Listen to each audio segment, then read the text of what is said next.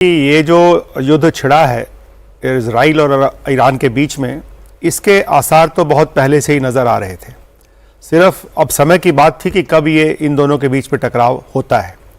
ये मानना पड़ेगा कि इजराइल ने अपना जो समय चुना है इस टकराव का, उसके पीछे जो दो कारण बताए गए हैं।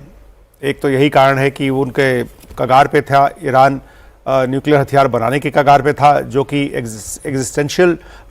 थ्रेट है इजराइल के लिए। और दूसरा क्योंकि आने वाले संडे यानी कि कल जो है इतवार को इसके ऊपर एक बातचीत भी चल रही है ईरान और यूएस के बीच में। और ट्रंप ने ये भी कहा था कि इस बातचीत के लिए हम तैयार हैं, और इस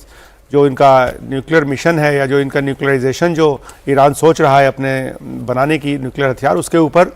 ट्रंप ने काफ़ी ओपन माइंडेडली एक इन्विटेशन दिया था कि आइए बातचीत करते हैं और इसका हम जवाब कुछ ना कुछ डिप्लोमेटिक तरीके से ढूंढ लेंगे जी। तो ऐसा भी माना जा रहा है, इजराइल ने भी ऐसा करने की कोशिश की, या विश्व ये मानता है कि शायद उसको एक प्रेशर पॉइंट या एक दबाव बनाने के लिए कि ईरान जो है इस बात के लिए राजी हो जाए बातचीत के लिए, और वो बातचीत फेवरेबल तरीके से चले। ये भी ऐसा माना जा रहा है कि इन्होंने ऐसा कहा, इजराइल ने ऐसा कहा, और या ये जो हमला किया है उसके पीछे एक ये भी बड़ी बात हो सकती है। सर, ट्रंप के लिए तो ये भी कहा जा रहा है कि वो जानते सब थे, और ये ट्रंप और नेतन्याहू की मतलब अमेरिका और इजराइल की एक मिली भगत थी कि ईरान को इस गफलत में रखा जाए कि बस वो हमला करने वाला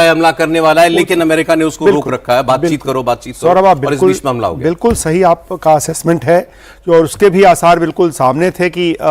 प्रेसिडेंट ट्रंप ने ऑर्डर दे दिए थे कि जो उनके एसेट्स हैं मिडिल ईस्ट में 8 से 10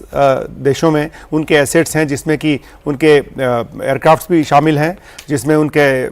पर्सनल भी शामिल हैं, उनको पहले ही उन्होंने ये हिदायत दे दी थी कि आप इसको थिन आउट करो, यानी कि अपने जो यूएस पर्सनल्स हैं इन जगहों पे उनको हटाने की मुहिम तो पहले ही शुरू हो चुकी थी। इसका मतलब साफ है कि अमेरिका को कम से कम ये मालूम था कि इजराइल जो है ईरान के ऊपर हमला करने जा रहा है। और दूसरी बड़ी बात यह है कि इस पूरे हमले में कोई भी बात अगर आउट ऑफ कंट्रोल जाएगी, या इसके लिए जो बड़ी गारंटी है वो अमेरिका की इनके साथ है। मैं आपको याद दिला दूं कि पिछले साल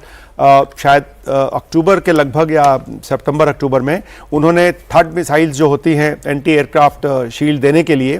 एंटी एयर डिफेंस के लिए, वो अमेरिका ने एक बैटरी इजराइल में दी थी। और इस साल अभी मई के महीने में उन्होंने ये दूसरी बैटरी दी है, TAH, ये थर्ड मिसाइल्स होती हैं जो बहुत ही इफेक्टिव हैं, बहुत ही लेटेस्ट किस्म की हैं ये।